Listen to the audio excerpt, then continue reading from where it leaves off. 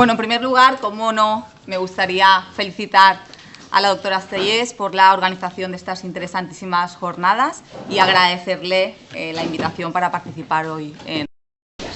Bueno, dicho esto, vamos a pasar ya con la siguiente y última mesa de debate, titulada Nostalgia del que va a ser en materia de familia, y voy a dar la palabra a la primera de las ponentes. Ella es Cristina Mosquera Ordóñez. Brevemente, por razón de tiempo, voy a dar una serie de notas de su currículum, pero no me voy a extender demasiado. Ella es licenciada en Derecho por la Universidad CEU San Pablo de Madrid y doctora en Derecho por dicha universidad. Desde la perspectiva docente, disfrutó de una beca predoctoral en el Departamento de Derecho Civil de la Facultad de Derecho de la Universidad Complutense de Madrid, siendo profesora de Derecho Civil en el Instituto de Estudios Bursátiles de Madrid. Desde 2010 está acreditada como profesora ayudante doctora por la ABAP y actualmente es profesora de esta universidad. Y bueno, aunque ella no lo haya dicho, probablemente por la humildad que le caracteriza, también es vicedecana de esta facultad. Desde la perspectiva investigadora, ha realizado estancias en las facultades de Derecho de las universidades degli Studi di Roma y La Sapienza y Coimbra. Su investigación principal se ha centrado especialmente en el derecho civil, siendo autora de una monografía, así como de diversos artículos en revistas jurídicas y otros manuales jurídicos. Por último, asimismo, ha sido letrada de la Administración de Justicia Sustituta desde 2010.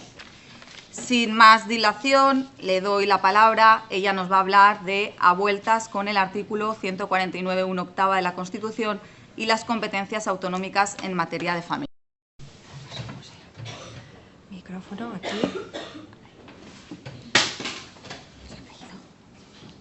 ¿Se ha caído algo? ¿No? Bueno. Buenos días a todos. Muchas gracias, Diana, por la presentación y muchas gracias, Pilar, por haber contado pues, un año más en estas jornadas de Derecho Valenciano, que ya son las cuartas que se vienen celebrando. Yo voy a hablar brevemente del artículo 149.1 de apartado 8 de la Constitución Española, para luego hablar también de del Estatuto de Autonomía de la Comunidad Valenciana y las leyes de familia que han sido declaradas inconstitucionales.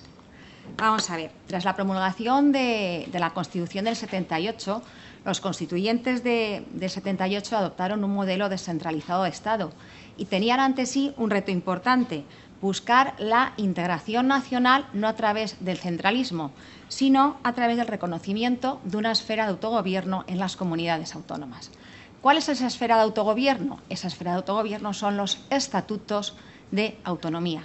Por lo tanto, ¿qué le corresponde a cada comunidad autónoma? Pues a través de los estatutos decidir qué competencias asume o no de entre las que son posibles, con qué carácter, si con un carácter exclusivo o no, y con qué funciones, si son legislativas o no son legislativas. Por lo tanto, en nuestro derecho, el Estatuto de Autonomía se conceptúa como una norma infraconstitucional, pero subordinada a la única Constitución que tenemos. Y hay diversos pasajes en nuestra Constitución española donde se observa esta subordinación. Yo les invito a leer el artículo 147 de la Constitución española en sus apartados 1 y apartados 2d. Seguimos avanzando. El artículo 148 de la Constitución española establece qué competencias son las que pueden asumir las comunidades autónomas, y el artículo 149 habla de las competencias que asume el Estado. Si ya entramos con este artículo 149.1, apartado 8 de nuestra Constitución, dice que el Estado tiene la competencia exclusiva en legislación civil.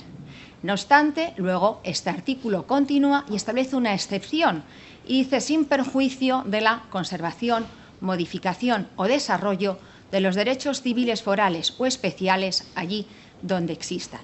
Por lo tanto, cuando se promulga la Constitución española, vemos que permite esa Constitución. La Constitución española, tras la lectura del artículo, vemos que si por un lado el Estado asume esa competencia exclusiva, y además hay unas materias que les he puesto ahí que sí o sí tienen regulación uniforme en toda España, permite que aquellas comunidades autónomas que a la entrada de la Constitución tuvieran un derecho civil propio, lo pueden asumir sea para conservarlo, sea para modificarlo, sea para desarrollarlo.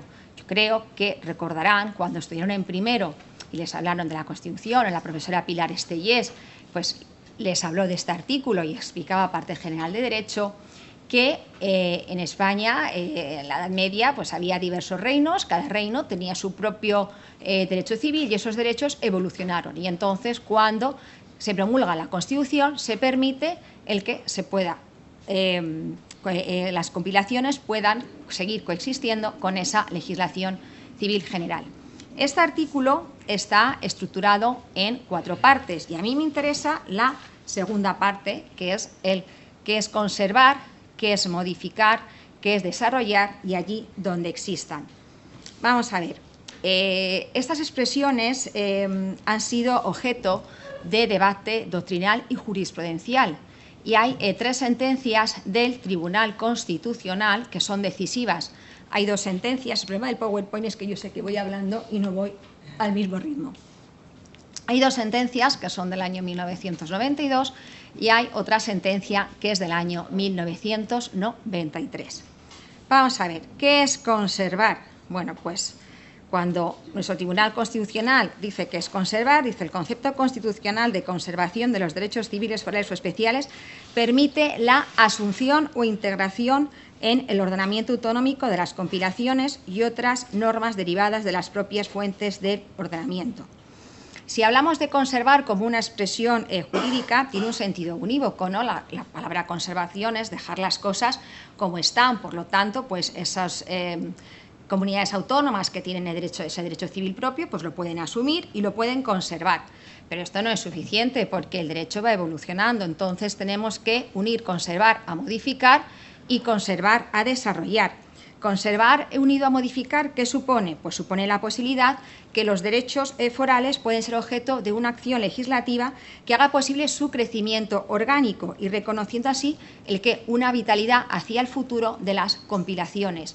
Pero si conservar lo unimos a desarrollar, supone que en el mundo jurídico, pues el crecer, el aumentar, el progresar y entonces ese crecimiento que permite comprende la posibilidad de poder ampliar el derecho foral o especial con materias conexas. No obstante, tenemos un límite. Hemos visto que el artículo 149.1.8 de la Constitución española, in fine, habla de materias que, como he dicho, tienen una regulación uniforme en toda España.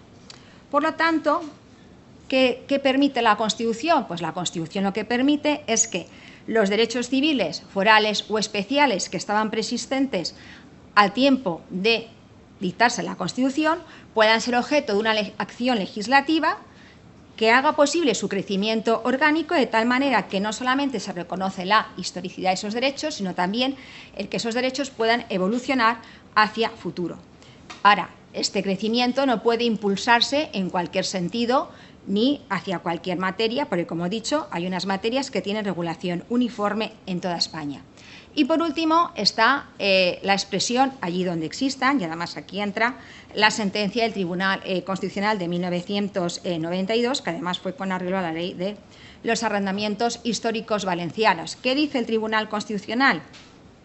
Bueno, pues dice la expresión allí donde existan, nos requiere una vigencia actual, bastando la existencia y vigencia pretérita, y este requisito se cumple no solamente con la vigencia de las correspondientes normas de derecho civil particular existente y anterior a la Constitución, sino también con la existencia de normas civiles de ámbito regional o local y de formación consuetudinaria. Podemos decir que tanto es el derecho foral escrito como el no escrito.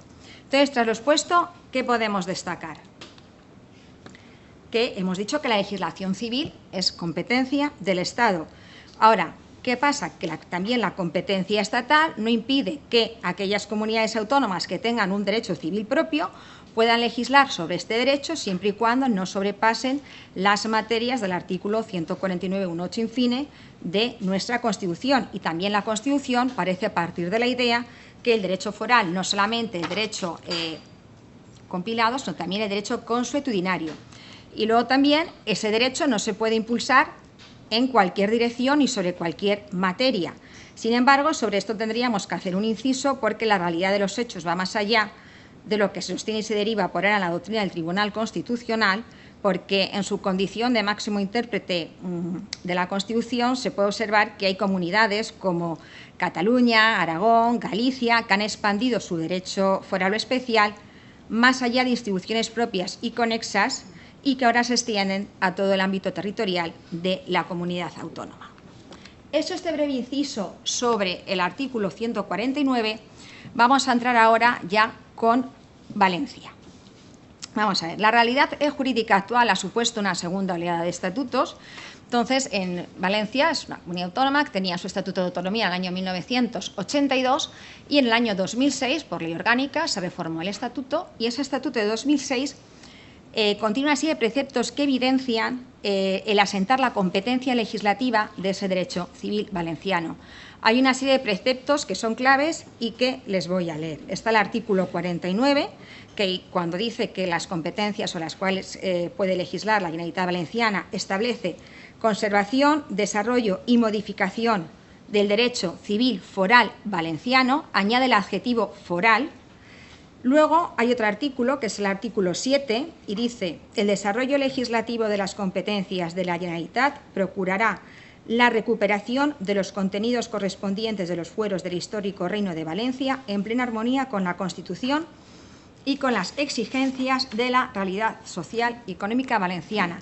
Esta reintegración se aplicará en especial al entramado institucional del histórico Reino de Valencia y su propia onomástica en el marco de la Constitución española y de este Estatuto de Autonomía. Las normas y disposiciones de la Generalitat y las que integran el derecho foral valenciano tendrán eficacia territorial, excepto en los casos en los que legalmente sea aplicable el estatuto personal y otras normas de extraterritorialidad. Es decir, que estamos hablando de que se aplican en todo el territorio valenciano. Y por último, la disposición transitoria tercera, que evidencia ese tránsito normativo y dar cabida a la legislación civil valenciana, que dice: la competencia exclusiva sobre el derecho civil foral valenciano se ejercerá por la Generalitat en los términos establecidos por este estatuto a partir de la normativa foral del histórico Reino de Valencia, que se recupera y actualiza al amparo de la Constitución española. Quisiera señalar, sobre esto volveré a incidir más adelante, que este estatuto de autonomía no ha sido recurrido y no ha sido declarado inconstitucional. Pues bien, vamos bien, sí. En el desarrollo justamente de este estatuto, la comunidad autónoma valenciana, para poder asentar y ese derecho civil valenciano, a raíz además de esta disposición transitoria tercera, ha desarrollado 3 leyes. Es la Ley de Régimen Económico Matrimonial del año 2007, la Ley 2011 de Relaciones Familiares de los hijos e hijas cuyos progenitores no conviven, y luego también la Ley sobre uniones de hecho formalizadas en la Comunidad Valenciana. Todas estas leyes han sido declaradas inconstitucionales por nuestro Tribunal Constitucional. O sea, si bien tenemos un Estatuto de Autonomía, en el cual se evidencia en ese año 2006 el que se pueda ya legislar y que pueda recuperarse ese derecho civil valenciano, pero nuestro Tribunal Constitucional ha cogido y las ha declarado todas inconstitucionales. ¿Qué nos dice el Tribunal Constitucional sobre estas normas? ¿Qué argumenta nuestro Tribunal Constitucional para haber declarado inconstitucionales estas leyes? Dice lo siguiente: que la competencia de la Comunidad Valenciana para elaborar leyes civiles se circunscribe a aquellas materias que fueran reguladas por normas forales consuetudinarias vigentes en el momento de la entrada en vigor de la Constitución, así como las que, sin estar previamente reguladas, estuvieran conectadas a ellas. Es decir, que según el Tribunal Constitucional, la recuperación de los antiguos fueros no autoriza al legislador autonómico a ceder la competencia en materia de legislación civil que le permite la Constitución a las comunidades autónomas con derecho civil propio, puesto el ejercicio que de las competencias propias y exclusivas del Estado son indisponibles para el legislador estatutario. Entonces, ¿qué ocurre? Que la Comunidad Valenciana no ha logrado probar la existencia de costumbres forales en materia de régimen económico matrimonial, uniones de hecho o relaciones paternofiliales. Luego, estas leyes civiles que las regulan son inconstitucionales. ¿Y qué ocurre? Que si no tiene la comunidad para legislar sobre ellas, ¿qué significa? No solamente la declaración de inconstitucionalidad de la legislación autonómica valenciana en materia de derecho de familia, sino también la imposibilidad para poder legislar sobre cualquier materia que formase parte del derecho histórico del antiguo Reino de Valencia. Entonces, si en tiempo de la entrada en vigor de la Constitución no estuviera regulada por una costumbre probada y vigente en su ámbito territorial. Sabemos que las materias que formaban parte del derecho histórico del antiguo Reino de Valencia fueron derogadas por Felipe V tras los decretos de nueva planta. Y todo esto pese a que se ha reformado, vuelvo a insistir, el Estatuto de Autonomía en el año 2006. Merece destacar el voto en contra de un magistrado, es José Antonio Xurrius, justamente con la Ley de Régimen Económico Matrimonial, que él sí que estaba en contra y que estaba a favor y defendía el derecho civil valenciano, y decía lo siguiente, que el desarrollo del derecho civil valenciano no es contrario a la Constitución, aun cuando no estuviera vigente en el momento de la entrada en vigor de la Constitución, siempre que sea posible de calificarlo vigente en el ámbito histórico, geográfico y sustantivo propio de los derechos civiles. Por lo tanto, que carece de sentido reconocer la posibilidad de poder actualizar esos derechos históricos en el marco del derecho privado si no se entiende que puede referirse a sistemas no vigentes. O sea, que en caso contrario plantea que es lo que se tenía que haber planteado es un incidente inconstitucional, es decir, declaramos inconstitucional la disposición transitoria tercera del Estatuto de Autonomía del año 2006, que es la que se evidencia ese tránsito normativo, y así ya acabamos. Sin embargo, tenemos que decir que el Tribunal Constitucional nos dice esto a nosotros, pero en el año 2010, justamente en el Estatuto de Autonomía de Cataluña, sí que avaló la actualización de derechos históricos en materia de derecho privado cuando se incorporan a un Estatuto de Autonomía, aun cuando el régimen foral no esté vigente, es decir, a los catalanes sí, a los valencianos no.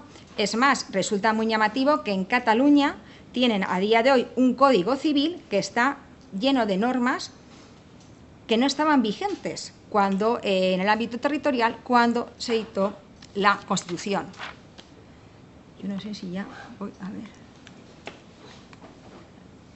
Esto lo he dicho. Esto también lo he dicho. Si no, no voy pasando.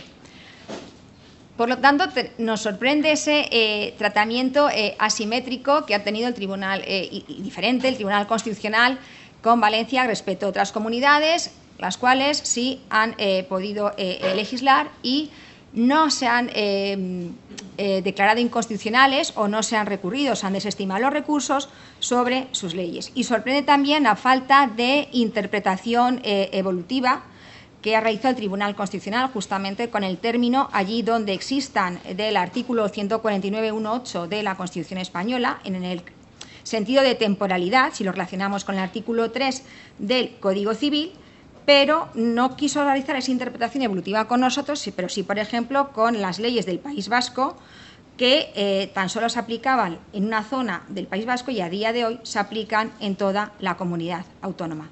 Tal como vemos, el Tribunal Constitucional con Valencia no, pero con otras comunidades autónomas sí. Entonces, pues, para terminar, decirles que pues, la comunidad autónoma valenciana es una comunidad que tiene una lengua, una cultura, un derecho propio, un derecho foral, que estos son sus rasgos, y adquirió por eso ese papel protagonista el Estatuto de 2006, y es algo por lo cual tenemos que seguir luchando y que tenemos que seguir defendiendo. Muchas gracias.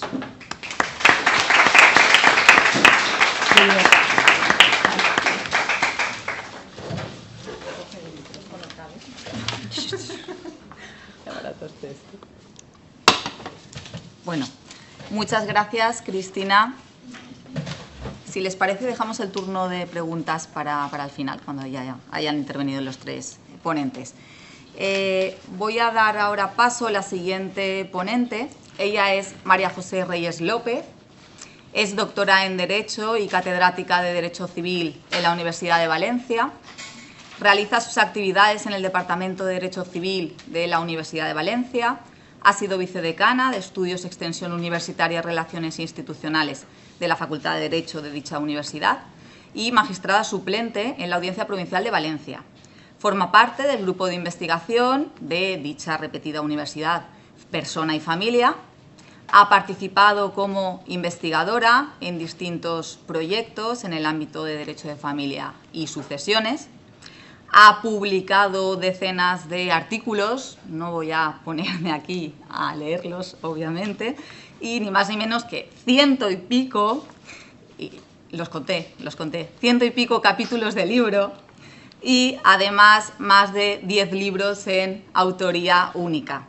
Y por último, y por abreviar, ha impartido muchísimas ponencias en congresos nacionales e internacionales. Bueno, ella nos va a hablar de los derechos civiles reconocidos y suprimidos, las leyes de familia valencianas. Pues cuando quieras, María José. Voy. Muchas gracias, Diana.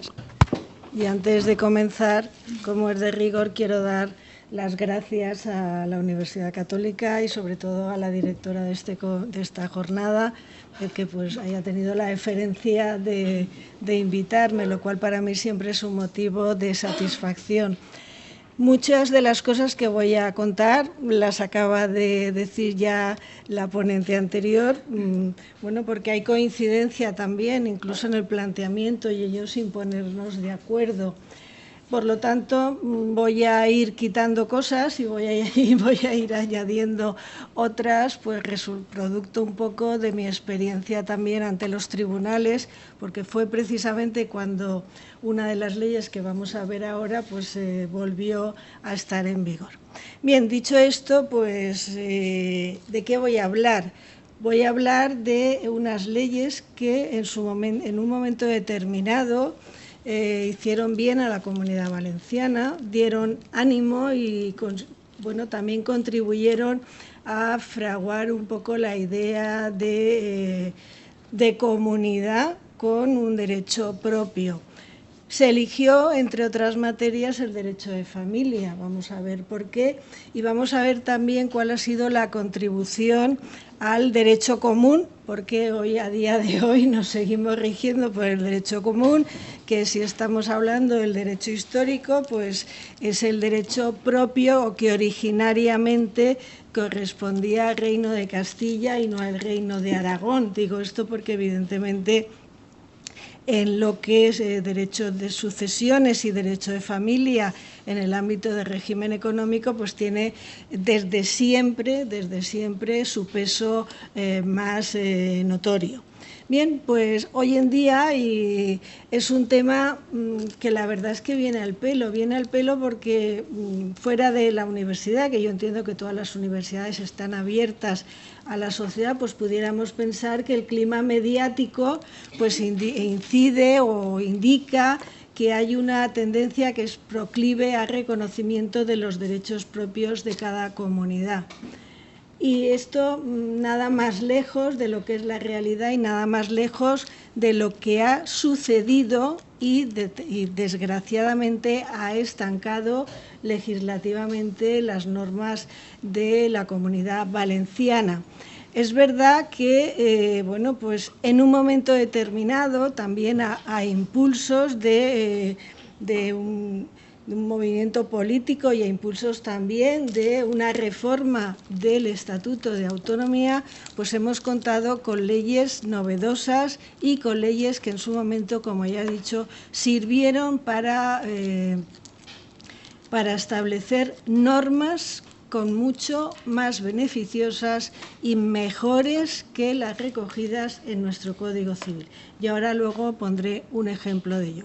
Las tres leyes que han contribuido y que hoy en día han sido declaradas inconstitucionales afectan precisamente ¿a qué? Al régimen económico del matrimonio. La ley es del 2007, ley que o norma que estuvo vigente 8 años, tuvo también un proceso proceloso.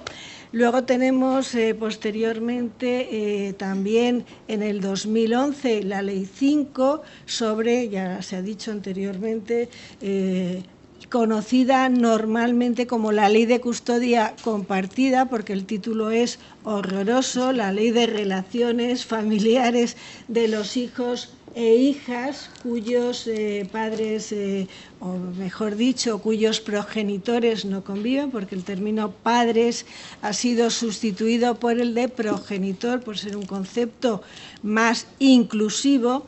Y finalmente, en el año siguiente, también la Ley 5 se promulgó, se reformó, pero realmente era una ley nueva, la Ley de Uniones de Hecho de Parejas Formalizadas de la Comunidad Valenciana.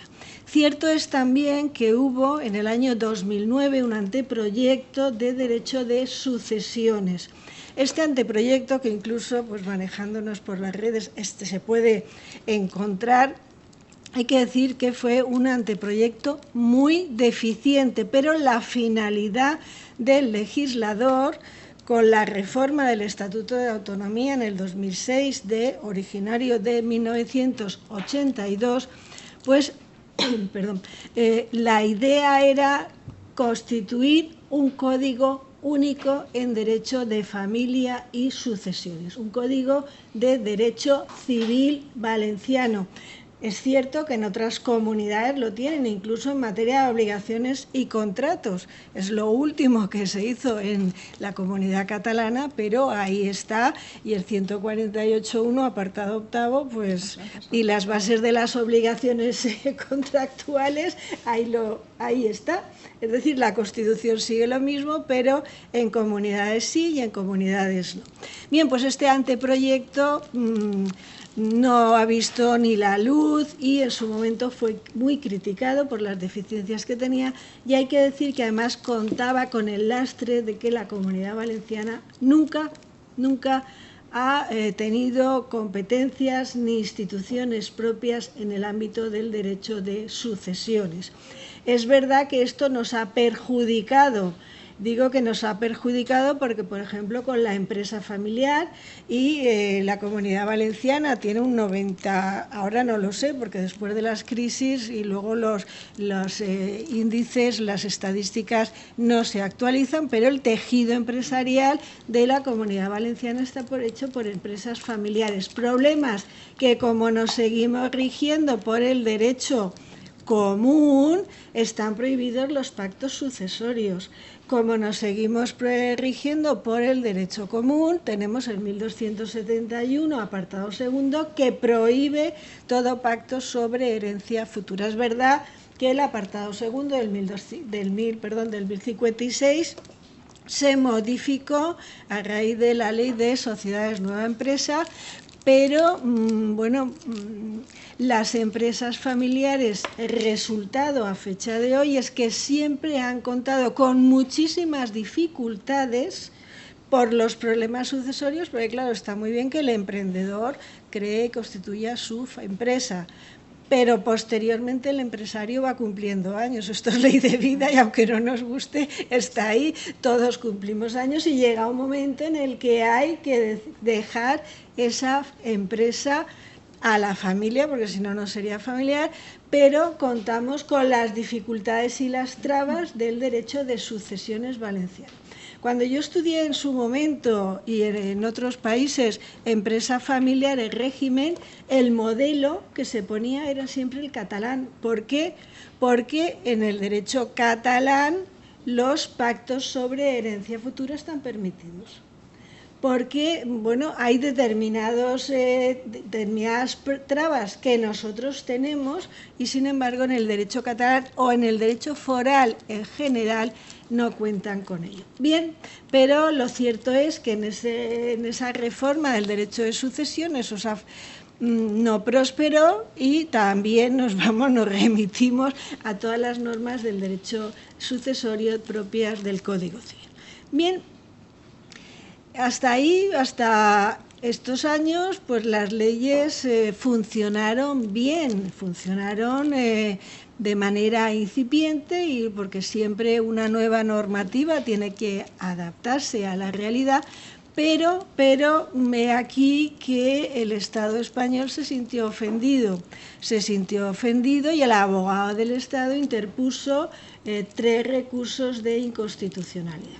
Estos recursos de inconstitucionalidad, todos ellos son del mismo año, del 2016. Es verdad que el primer pronunciamiento, la sentencia 110, la segunda 192 y la tercera, la sentencia 82 del 2016, tienen, sin embargo, un punto común, y es que las argumentaciones jurídicas son las mismas en las tres sentencias. Esta sentencia está puesta, además, por una prestigiosa catedrática de Derecho Civil, hoy ya jubilada, que luego fue miembro del Tribunal Constitucional en Carnarroca, catalana. Bien, dicho esto, el voto particular también fue del presidente del Tribunal Supremo, Antonio Seo Rius, que después también pasó a ser miembro del Tribunal Constitucional. Las argumentaciones son las mismas en ambos casos, por lo tanto, nos han decapitado en lo que es el afán legislativo. ¿Por qué? Porque la trascendencia de estas tres sentencias, pensemos que ya teníamos fallada a nuestro favor una anterior sentencia, la 121 del 92, sobre arrendamientos históricos valencianos, propiciaba la posibilidad de desarrollar nuestro derecho histórico más allá de lo que pudiesen ser normas que previamente se hubiesen aplicado en la práctica. Bien, esto era la esperanza y con esa esperanza precisamente se legisló en estos tres ámbitos. Bien, pues aquella posibilidad que abrió la ley de arrendamientos históricos valencianos en algo muy vinculado a nuestra comunidad, como es la economía agraria, y precisamente la posibilidad de dejar una explotación agraria a personas vinculadas con el arrendador a través de unos cánones, etcétera, hoy en día es una norma que está derogada por una ley posterior, que es la de contratos agrarios valencianos. Es una norma que, lo ha incluido, pero que lo que quiero decir es que ya no tenemos ni siquiera esa ley como emblema de lo que fue o pudo ser y ya no es. Bien, dicho esto, el problema que plantearon esos tres recursos de inconstitucionalidad es que efectivamente cortó de cuajo la posibilidad de que la Comunidad Valenciana pudiera legislar en materia de derecho civil. ¿Por qué? Porque no solamente no recogía o suprimía o limitaba la posibilidad de legislar en aquellas materias que se viniesen aplicando de forma consuetudinaria a través de la práctica, sino porque además entendió que las materias conexas, es decir, a todas aquellas que pudiesen desarrollar ese derecho originario, tampoco podían ser objeto de regulación, en tanto en cuanto la Comunidad Valenciana no tenía de principio competencia para legislar en esta materia. Las normas a las que ya ha aludido la anterior ponente son el artículo 7 del Estatuto de Autonomía, el artículo 49 y la disposición adicional tercera. Estas tres normas, que supuso un cambio en avance de lo que era el Estatuto del 82, en el 2006, lo que hizo fue recoger como competencia exclusiva y plena la competencia para la Comunidad Valenciana de legislar en materia de derecho, y aquí sí que incorpora algo que no decía el Estatuto del 82, en materia de derecho foral valenciano. El problema, el derecho foral es el derecho práctico, el derecho que se aplica. Todos habréis oído hablar, por ejemplo, del testamento de Lupalatre, es una figura, o de determinados contratos agrarios, que la venta al ull, etcétera. Bueno, esto se aplicaba, hoy ya no, porque las cooperativas pues sencillamente han puesto esto en desuso, esta modalidad en desuso, pero iba un señor y a ojo, al principio de la campaña, pues ya calculaba y además no se equivocaba, y con un apretón de manos se cerraba ese contrato. Eso venía funcionando, y lo que hace la comunidad es precisamente en su estatuto recoger esta competencia para desarrollar el derecho foral, es decir, el derecho, las prácticas que tradicionalmente eran propias de nuestra comunidad, y además en la disposición adicional tercera establece la competencia de ejecución exclusiva de los entes autonómicos. Bien, hasta aquí perfecto, pero bueno, sin embargo, ¿qué es lo que nos han dicho estas sentencias? Todo lo contrario. El Tribunal Constitucional entendió que la Comunidad Valenciana no tiene competencia. Rompe el ritmo que había iniciado en el 92 para entender que todo aquel derecho que no exista en el momento de promulgación de la Constitución del 78, bien sea por norma escrita o consuetudinaria, ya no es existente. Por lo tanto, el derecho foral, su inicio, el derecho foral, es decir, el derecho tradicional, histórico, su reconocimiento solamente es de aquel que en el 78 ya exista, en el 78. Bien, ¿esto qué sucede? ¿Qué es lo que gestionó? Que solamente las denominadas comunidades forales eran las que tenían reconocido su derecho propio y compilado. Nuestra comunidad no, insisto, ni para materias específicas, y lo que es peor, impidió el desarrollo de materias conexas, porque evidentemente los derechos tienen que actualizarse. El voto, además, entendió que es la Constitución la que concede la competencia. Es decir, no son los estatutos de autonomía los que conceden la competencia para legislar, en este caso, en materia civil.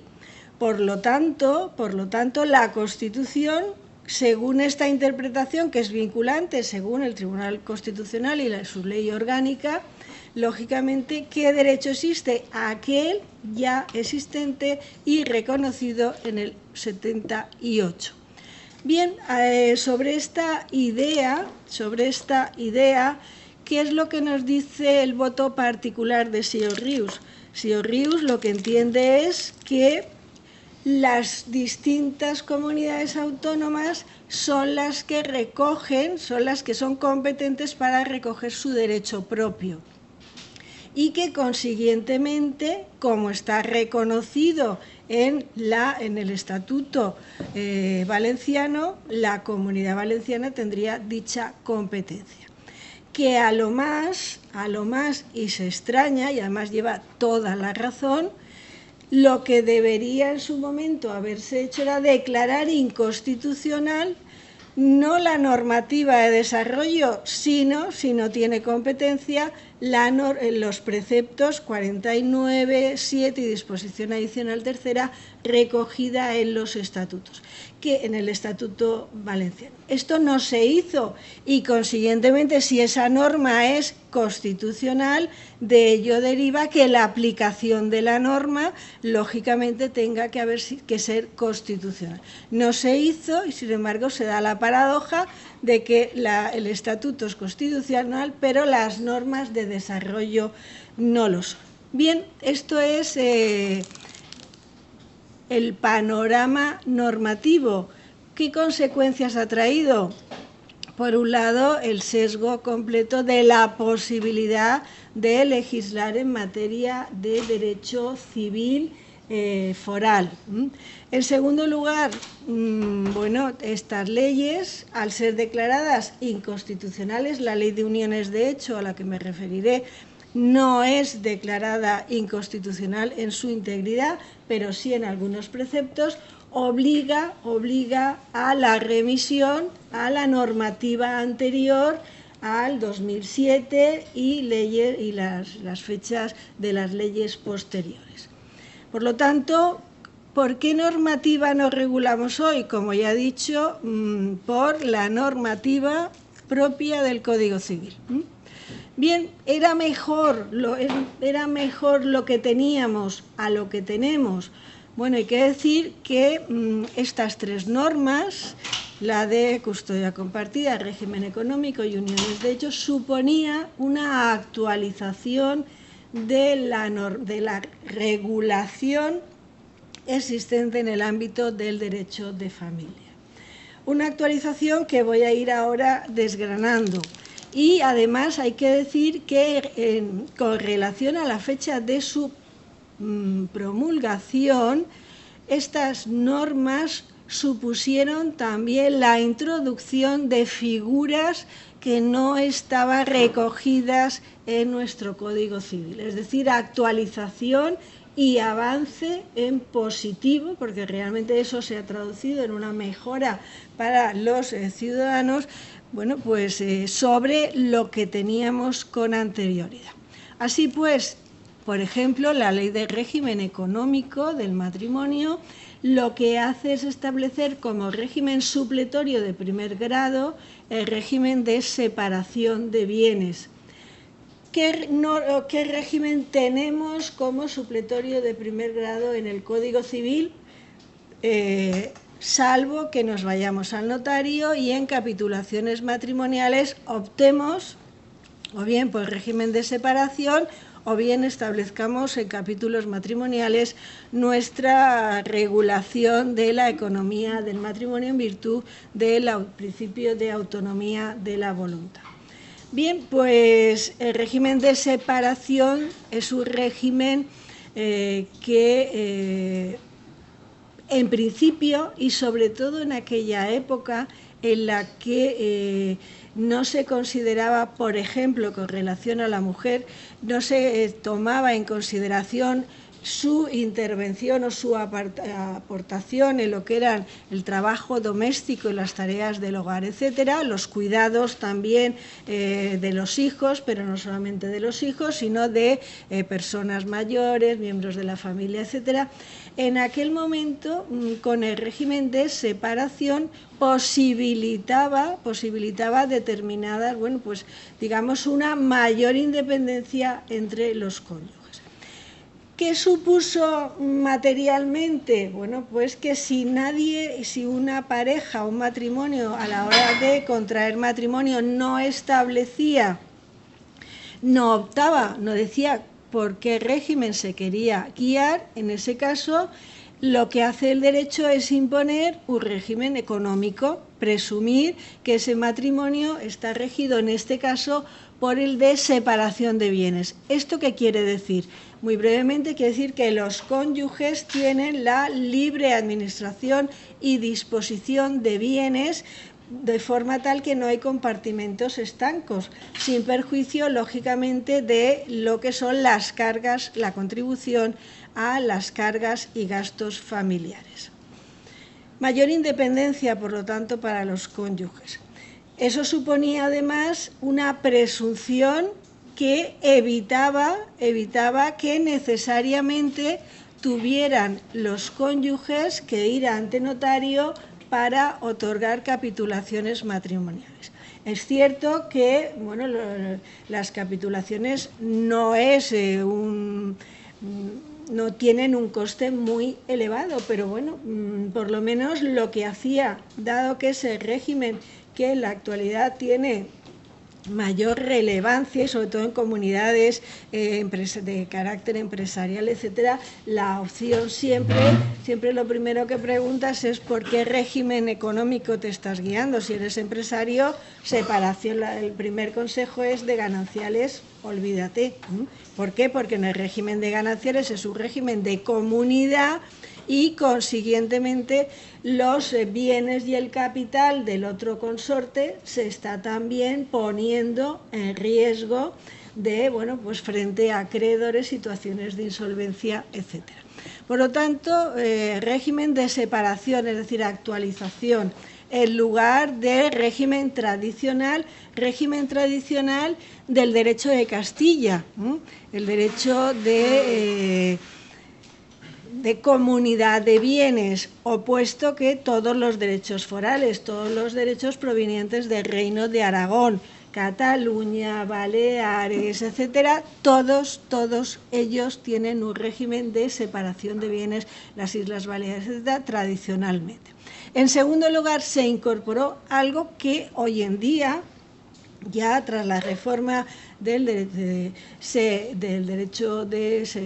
los regímenes económicos, se incorporó como ese reconocimiento del trabajo en el hogar y las tareas domésticas. Esto, cuando se estudia el régimen de separación, pues hemos pasado también una etapa en la cual pues ha habido lugar a muchas divergencias, hasta que el Tribunal Supremo pues ha reconocido que todas aquellas pues participaciones que son de carácter gravoso, etcétera, pues deben también ser consideradas como tal. Pero un supuesto un supuesto que se ha dado con mucha frecuencia hace unos años era que en empresas familiares, por ejemplo, un profesional, médico, abogado, etcétera, una empresa tenía a su mujer, tenía a su consorte, pues era la que atendía las llamadas sin estar de alta en Seguridad Social, nada, porque entonces el régimen lo permitía, pero al cabo de unos años, ya llevando 20, 25 años, ese matrimonio se divorciaba. ¿Problemas? ¿Qué problemas se gestionaban? Y esto hay muchísima jurisprudencia, lo que pasa es que no me quiero pasar de tiempo. El problema es que el profesional, lógicamente, había visto engrosado su patrimonio y que se encontraba el otro consorte en una situación de debilidad absoluta, no había cotizado Seguridad Social, hay que discutir posteriormente pensión compensatoria, etcétera, etcétera. Bueno, esto es un ejemplo muy práctico. Tengamos en cuenta además que la Ley de Régimen Económico, la atribución o la consideración del trabajo doméstico dentro del cómputo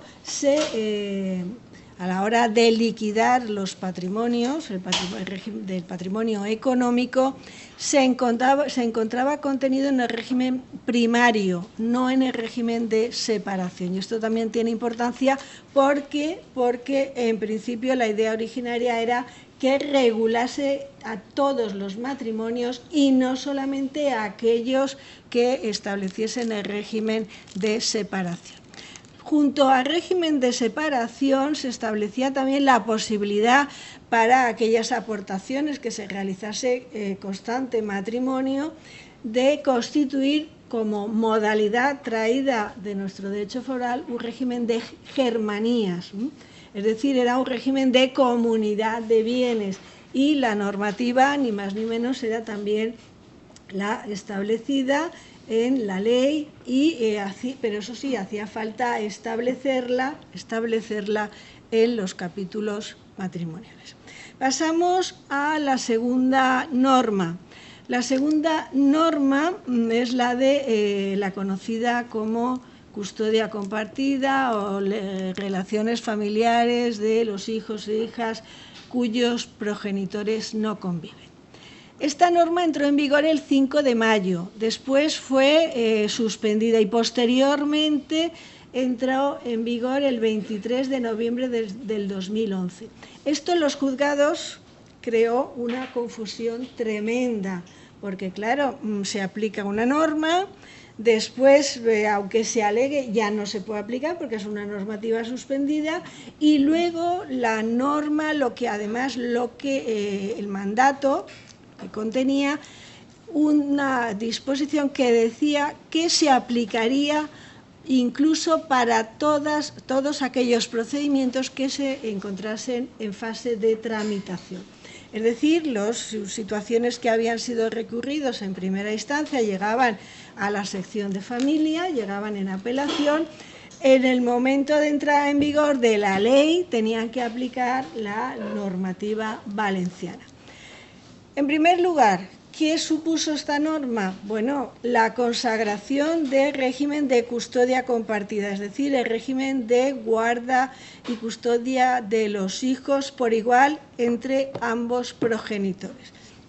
Además, a diferencia de lo que nos dice ahora el artículo 92 en el apartado cuarto, no debe ser solicitado por ninguno de los consortes, sino que la presunción, es decir, el criterio es que cuando hay una crisis matrimonial, en el convenio regulador se tiene que establecer el periodo o el régimen en el cual van a estar los hijos.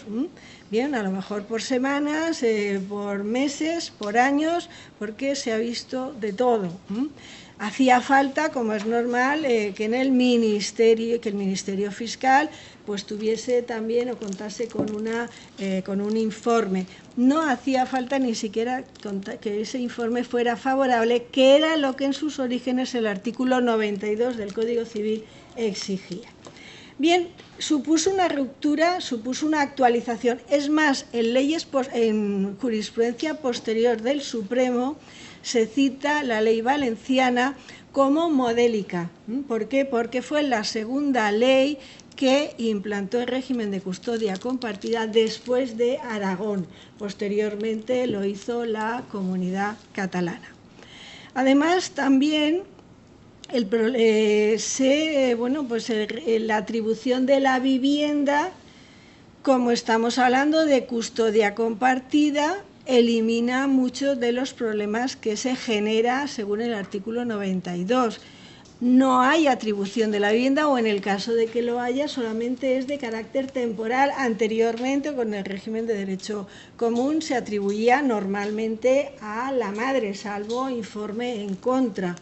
¿Y qué pasaba en aquellos casos en que esa vivienda no fuera de la madre, sino de los padres del padre? Por ejemplo, que esto también se ha dado en la práctica en muchas situaciones. Claro, que se queden los nietos está muy bien, pero que se quede la ex, pues es un poquito más conflictivo. Y esto también ha generado muchos pronunciamientos en los tribunales. Pues bien, aquí se establece un régimen de gastos por igual, y esos gastos son equitativos. Quien disfrute de la vivienda no siendo de él o de ella, en este caso también habrá que deducir o que imputarlo a los gastos de contribución, etcétera. Y finalmente, esto se vio trasladado al Código Civil, sí, se vio, la jurisprudencia lo que iba era actualizando el régimen de custodia compartida, que el artículo 92 no contemplaba como atribución con carácter prioritaria, y posteriormente se introduce a resultas de la jurisprudencia que citaba el derecho valenciano, pues se modifica y se introduce en el artículo 92, apartado cuarto. Bien, y finalmente las uniones, estoy hablando mucho, uniones de hecho, y me voy. Bien, con uniones de hecho, ¿qué pasa? Que no hay regulación de las uniones de hecho en el Código Civil, porque las uniones de hecho, que es verdad que es la modalidad hoy en día más usual, pues se da la paradoja de que su regulación está en las comunidades autónomas.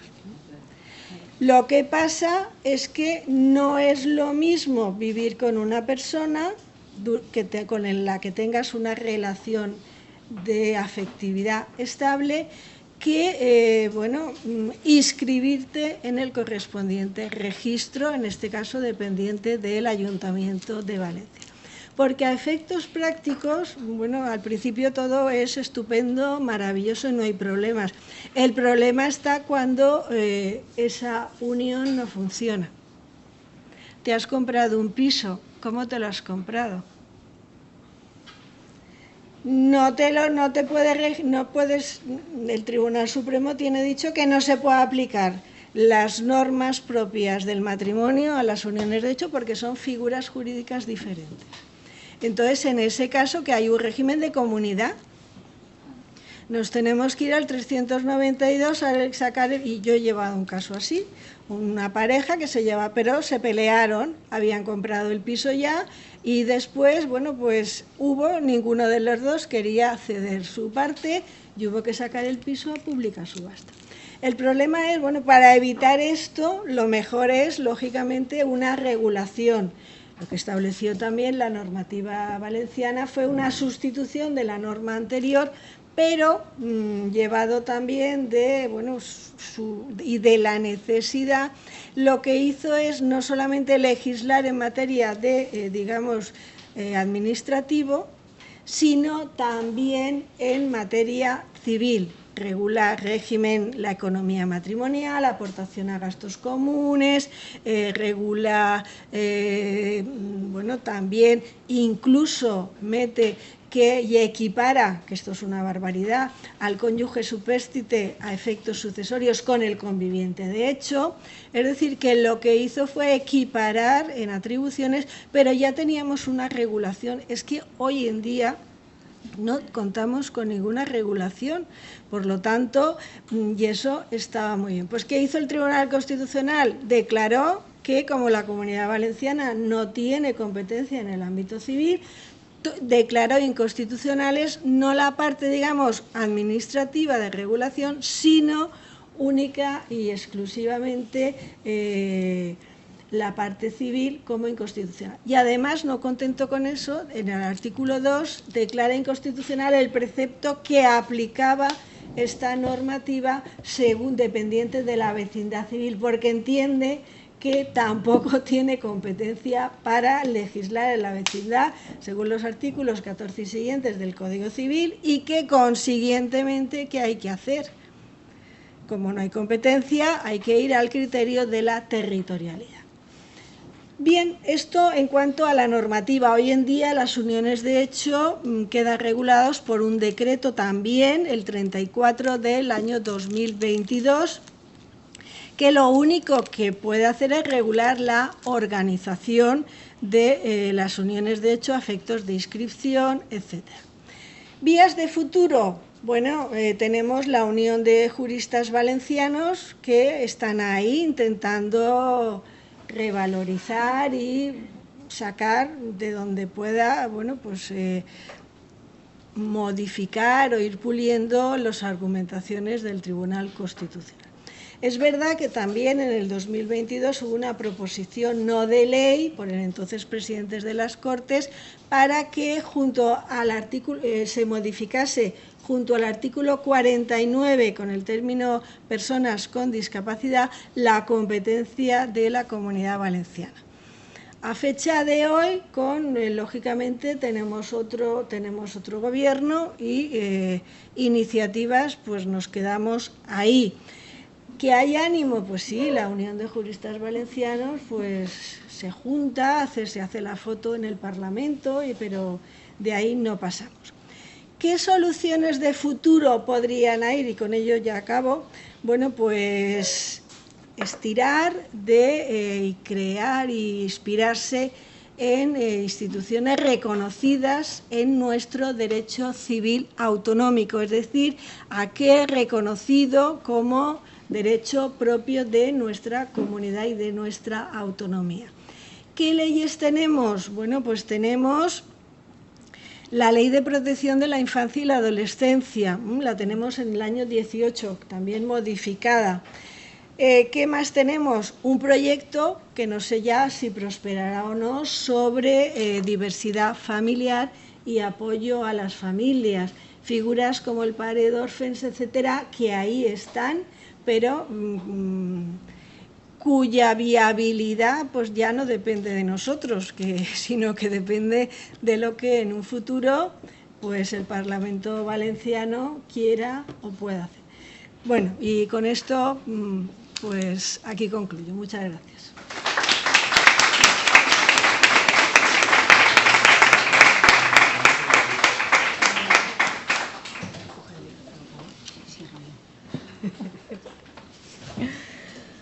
Bueno, muchas gracias, María José. Ahora va a intervenir el último ponente. Su intervención va a ser online. Él es Pedro Chaparro. Es profesor contratado doctor de Derecho Civil, acreditado a titular de la Universidad de Valencia y en la actualidad es secretario del Departamento de Derecho Civil de la referida universidad. Es doctor internacional en Derecho con premio extraordinario de doctorado. Es además licenciado en Administración y Dirección de Empresas. Ha publicado hasta la fecha 2 monografías en autoría única.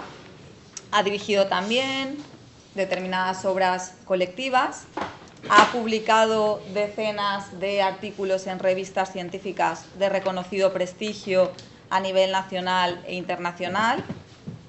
Asimismo, ha participado en proyectos a nivel europeo, nacional y autonómico.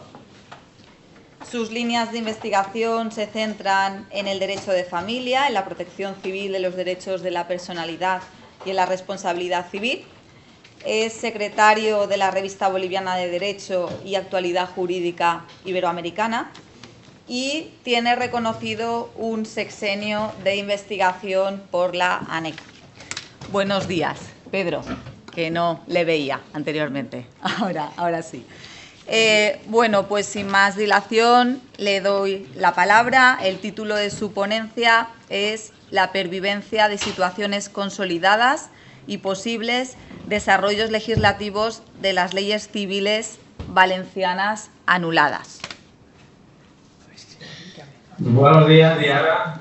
Vale, bueno, lo primero de todo, antes de nada, agradecer a la profesora Castellés que me haya invitado a participar en esta jornada y voy a centrarme y creo que voy a saltarme una pequeña introducción que tenía sobre la categoría. Pues no me va a dar tiempo a ver lo que quería, ¿vale? Entonces, voy a ir directamente al grano y voy a hablar sobre las 3 sentencias del Tribunal Constitucional declarando inconstitucionales las leyes valencianas de derecho civil y voy a hablar de las situaciones del concepto de situación jurídica consolidada. Bien, la primera de ellas tienen ahí el fundamento jurídico octavo en el cual el Tribunal Constitucional dice que el pronunciamiento de inconstitucionalidad no afecta a las situaciones jurídicas consolidadas. Y luego añade un argumento diciendo que, bueno, como los cónyuges el uso de su facultad de capitulación, se entiende que se debe a su voluntad, o era su voluntad la de someterse al régimen de separación de bienes, que era el régimen subsidiario de primer grado en la ley. Por tanto, aquí en realidad el Tribunal Constitucional no basa el mantenimiento de la situación jurídica consolidada en la fuerza vinculante de la inconstitucionalidad de la ley, sino que más bien lo basa en la autonomía de la voluntad de los cónyuges. Es decir, dice, en el derecho civil, las normas, por regla general, son supletorias, las normas jurídicas, por regla general, son supletorias a la voluntad de las partes. Por tanto, si la voluntad de las partes era someterse al régimen de separación de bienes, la cual no otorgando pacto capitular, pues entonces hemos de respetar esa voluntad. Es decir, no es que la ley sea inconstitucional y por eso no mantenemos la situación jurídica consolidada, sino que la mantenemos porque esa era la voluntad de las partes. Bien, ahora lo que podemos plantearnos, yendo un paso más allá, es ver a qué régimen de separación de bienes se sigue sometiendo ese matrimonio que antes de la publicación en el BOE de la sentencia del Tribunal Constitucional 82/2016 estaba sometido al régimen de separación de bienes de la ley valenciana. Es decir, si al régimen valenciano o al régimen de separación de bienes del Código Civil.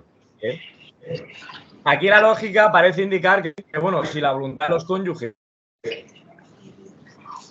está mediante ese no otorgamiento del pacto capitular era someterse al régimen de separaciones de la ley valenciana, lo lógico es mantener ese régimen, es decir, no pasamos al régimen del Código Civil.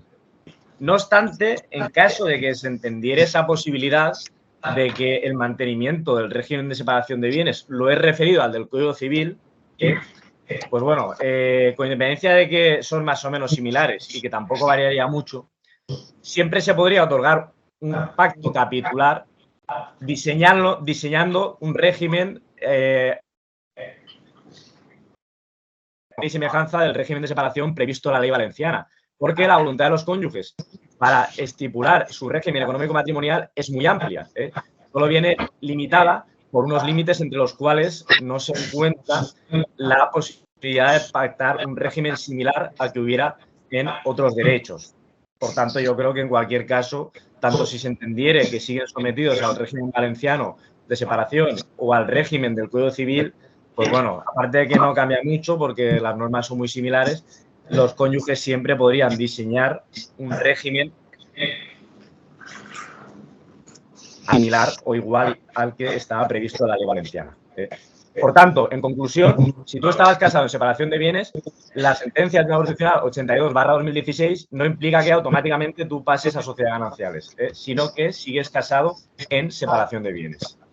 Bien, vamos a pasar ahora a la segunda de las sentencias que se declaró inconstitucional, la segunda de las sentencias del Tribunal Constitucional que declaró inconstitucional una ley valenciana, que es, en este caso, la Ley 5/2012, de uniones de hecho formalizadas de la Comunidad Valenciana. En este caso, viene a decir lo mismo que, pues bueno, aquí utiliza otro argumento que no utilizó en la sentencia anterior, que es el principio de seguridad jurídica, combinado con, pues bueno, el mantenimiento de esas situaciones jurídicas consolidadas. Por tanto, aquí viene a decir lo mismo, que solo afectará a las situaciones pro futuro, pero no a las pasadas. Por tanto, ¿esto quiere decir? Pues bueno, quiere decir que si uno de los convivientes estaba percibiendo alimentos porque se le había reconocido el amparo del artículo 9, que quedó inconstitucional, pues podrá seguir percibiéndolos porque esa situación jurídica ya se había consolidado. O si uno de los cónyuges, de uno de los convivientes, había instado una acción de representación del conviviente, por ejemplo, había tratado de declararlo fallecido, esa declaración de fallecimiento sobre el conviviente no deja de tener efectos, sino que persiste. Es decir, lo que se hubiera hecho, lo que se hubiera consolidado, sigue igual. Ahora aquí la duda se plantea en los casos, es decir, en los casos en los que se hubieran dado ya los presupuestos generadores del derecho con anterioridad a la publicación en el BOE de la sentencia del Tribunal Constitucional, pero el derecho no se hubiera reconocido en sede judicial. Es decir, la situación sustantiva que da el derecho, que da lugar al derecho, se ha producido, pero el conviviente que ostenta ese derecho en base a esa ley todavía no lo había instado judicialmente. Es decir, se había producido un cese de la convivencia, uno de ellos tenía derecho a alimentos, pero no había ido al juzgado a exigir esos alimentos. ¿Qué sucede ahí? Pues bueno, si por situación jurídica consolidada debemos entender una situación que ya está confirmada y que ya ha sido reconocida, en este caso es evidente que no hay consolidada. Lo único que hay es una mera expectativa o una pendencia de un derecho reconocido en la ley y que posteriormente debe ser reconocido por un juez. Por tanto, en este caso, la declaración de inconstitucionalidad afectaría seguro a las situaciones a futuro, es decir, los convivientes en el futuro no se podrían reclamar alimentos en base a esa ley, pero también aquellas situaciones que hubieran nacido, esos derechos que hubieran nacido bajo la vigencia de la Ley 5/2012 y no se hubieran llegado a reconocer judicialmente. Por tanto, en estos casos, la situación jurídica consolidada solo hace referencia a casos anteriores, en los cuales el derecho ya estuviera vivo. Bien, Y en cuanto a la última de las sentencias del Tribunal Constitucional, declarando, bueno, quería matizar que la ley de uniones de hecho no se declaró nula en su integridad, sino que se declaró nula únicamente la parte que afectaba a derecho civil, porque la ley de uniones de hecho en parte también contemplaba la creación de un registro administrativo de uniones de hecho formalizadas y esa parte bien subsistió después de la declaración de inconstitucionalidad porque no era derecho civil. Bien, y respecto a la última de las sentencias, en este caso la sentencia que anuló la ley de custodia compartida, aquí básicamente lo que viene a decir el Tribunal Constitucional es que deben mantenerse los regímenes de custodia compartida que se hubieran fijado con base en la referida ley porque se fundaron en la aplicación de un principio que es el del beneficio y protección del interés superior del menor. A este principio se han de mantener las custodias compartidas. No obstante, aquí lo que se planteó era si podía constituir una modificación de medidas el hecho de que dejara de tener vigor la ley que había sido aplicada para determinar la custodia compartida. Es decir, si ahora, en el futuro, uno de los cónyuges podría reclamar para sí la custodia monoparental porque la custodia compartida se fundó en base a una ley que ahora ha sido declarada inconstitucional. Por tanto, ha habido un cambio, una modificación sustancial de las circunstancias que se tuvieron en cuenta. Esta cuestión, el Tribunal Constitucional es consciente de ella y de algún modo viene a decir que, ese juicio de modificación de medidas no va a automáticamente reconocer, si hay derecho a ella, la custodia monoparental a favor del padre, del progenitor que la solicitara. Aquí la duda o la cuestión estriba en determinar en qué casos de no haber estado vigente la ley de custodia compartida no se hubiera adoptado una custodia compartida, porque entonces la vigencia de la ley no habría sido elemento determinante para su concesión. Aquí hay que partir, supongo que ya se habrá hablado en las ponencias anteriores, hay que partir de que la custodia compartida en el derecho común tiene carácter excepcional. Todo puede ser concedida si se ha pedido por ambos progenitores el convenio regulador, o si llegan a ese acuerdo en el transcurso del procedimiento, o si no ha pedido uno de ellos y el juez estima que ese régimen es el más beneficioso para el menor. No obstante, la jurisprudencia del Tribunal Supremo, de unos años a esta parte, a partir sobre todo del año 2013, viene reiterando que la custodia compartida, pese a la excepcionalidad con que la contempla el Código Civil, debe tendencialmente considerarse como el régimen a conceder, porque permite a los menores relacionarse con ambos progenitores, que esto es un derecho que está reconocido en la Convención de Derechos del Niño, y que esa relación con ambos progenitores se considera beneficiosa para su desarrollo.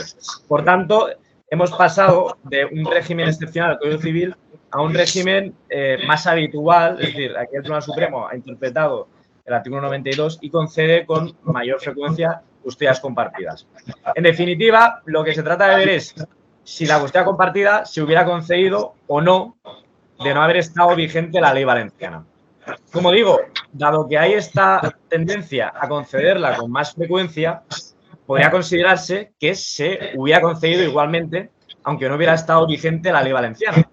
Por tanto, no habría derecho a una modificación de medidas. Esa modificación de medidas podría prosperar, eso sí, en casos muy concretos. Por ejemplo, que no hubiera sido solicitado por ninguno de los progenitores.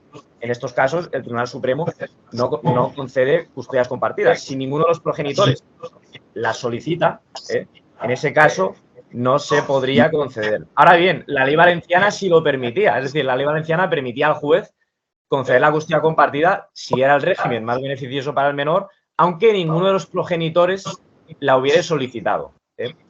Por tanto, resumiendo, esa modificación de medidas solo tendría prosperabilidad en casos en los cuales, de no haber estado vigente la ley valenciana, no se hubiera concedido una custodia compartida.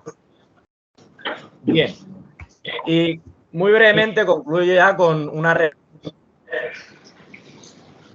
al posible desarrollo del derecho civil valenciano. Como saben, he tenido algún problema y no he podido seguir las ponencias anteriores y pues, puede ser que esto se haya dicho, pero teniendo en cuenta que es posible que ya lo sepan, voy a referirme muy brevemente.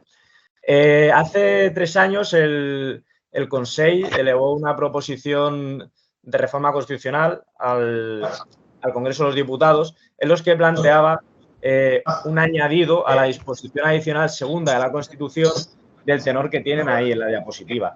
Ese añadido, que se configuraba en forma de segundo párrafo, se insertaba en esa disposición por cuanto el primer párrafo supone una excepción a la categoría general que está contemplada en la disposición adicional primera. Por tanto, era una disposición ad hoc que pretendía el gobierno valenciano.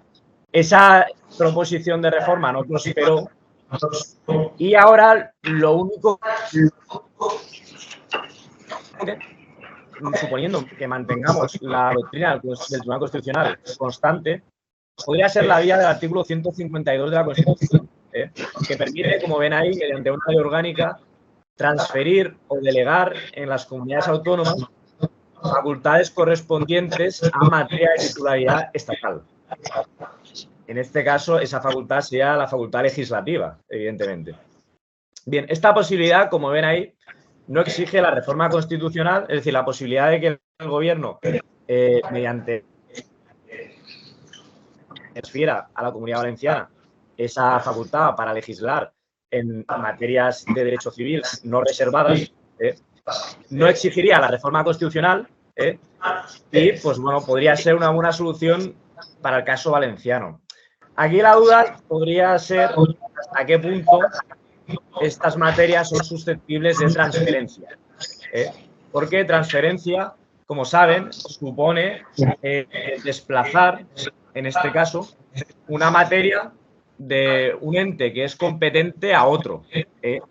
Y aquí, bueno, hay autores que han pensado que sí, que como hay comunidades que tienen derecho foral, el derecho civil podría ser susceptible de transferencia. Ahora bien, yo creo que en realidad el derecho civil no es susceptible de transferencia, porque el Estado se reserva para sí una serie de materias relacionadas con el derecho civil que considera, pues, en fin, básicas y fundamentales para los intereses del Estado, ¿no? Por tanto, yo creo que no se puede hablar de transferencia. Lo que se puede hablar, en todo caso, podría ser de una concurrencia de competencias. Es decir, la comunidad autónoma, en este caso la Comunidad Valenciana, podría legislar en las competencias que no se hubiera reservado, bueno, en las que hubiera asumido en el Estatuto de Autonomía y en las que no se hubiera reservado para sí el Estado. Ahora bien, nos quedaría la vía de la delegación. Delegar supone transferir supone, digamos, desplazar generalmente la toma de una decisión, en este caso esa facultad legislativa, de una persona a otra, pero sin necesidad de que esa toma de decisión sea universal ni se produzca sobre todos los asuntos. Es decir, podría ser una delegación parcial en materias que el Estado no considera fundamentales. Por tanto, yo creo que lo que sí que se podría hacer sería delegar la facultad de legislar en derecho civil en aquellas materias, como digo, que en este caso la Comunidad Valenciana se hubiera atribuido, y en aquellas otras que el Estado no considere fundamentales, sí que sería posible, pero no la vía de transferencia. Y aquí la última duda con la que ya finalizo. Yo he tratado las palabras transferir o delegar como si fueran diferentes, pero habría que interpretar si cuando la Constitución está diciendo transferir y está diciendo delegar, no está diciendo lo mismo. Es decir, no está utilizando ese o disyuntivo. En realidad no es un o que quiere dar a entender que transferir y delegar son sinónimos, o los considera como sinónimos. Porque si los considera como sinónimos, yo creo que por esta vía tampoco se podría.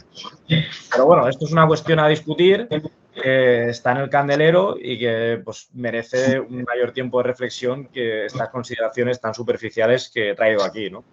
Así que, bueno, sin más, doy por finalizada mi intervención. Lamento los problemas técnicos que sean imputables a mi persona y nada, muy agradecido de nuevo de estar aquí con ustedes y a Pilar, sobre todo.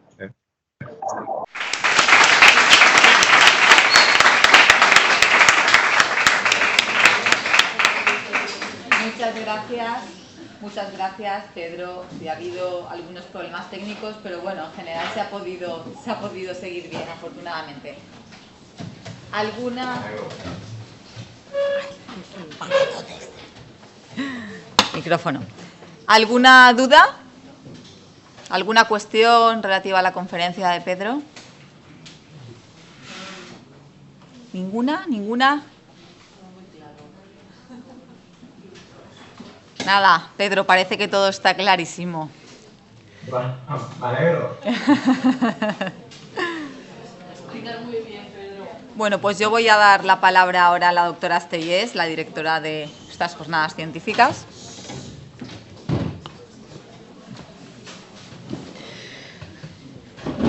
Bueno, pues nada, Pedro, te has explicado maravillosamente. Yo lo que voy a hacer es lo que denominamos clausura institucional, que me va a llevar 30 segundos, o sea que con esto ya terminamos estas jornadas. Bien, pues me pongo en ello, ¿no? Desde la organización del Congreso, o de las jornadas, en este caso, las cuartas ya, que es importante decir el número, confiamos en que pues, les haya servido para ampliar y profundizar en el pasado histórico jurídico de los valencianos, en nuestra singularidad como pueblo a nivel social y jurídico, y a entender mejor las constantes reivindicaciones para recuperar nuestro derecho civil y poder legislar en esta materia como lo hacen otras comunidades autónomas. Para ello hemos tenido la suerte de contar con la participación de grandes expertos y juristas de reconocido prestigio a lo largo de estas dos jornadas, que desde distintos puntos de vista pues, nos han mostrado nuestra esencia, nuestro pasado y nuestra identidad, así como nuestra insistencia en recuperar aquello de lo que nos privaron los decretos de nueva planta, nada menos que desde 1707, y posteriormente nuestro Tribunal Constitucional desde el año 2016. Bien, confío en que lo hayan disfrutado, tanto al menos como yo. Reitero mi agradecimiento a la Generalidad Valenciana, sin cuya ayuda estas jornadas no se hubieran realizado, a mis compañeros de la UCV, que son muchos, que han colaborado desde los diferentes departamentos, y también agradezco el esfuerzo y disponibilidad de todos los ponentes, moderadores y al comité organizador por su ayuda. Pues moltes gràcies i bon dia.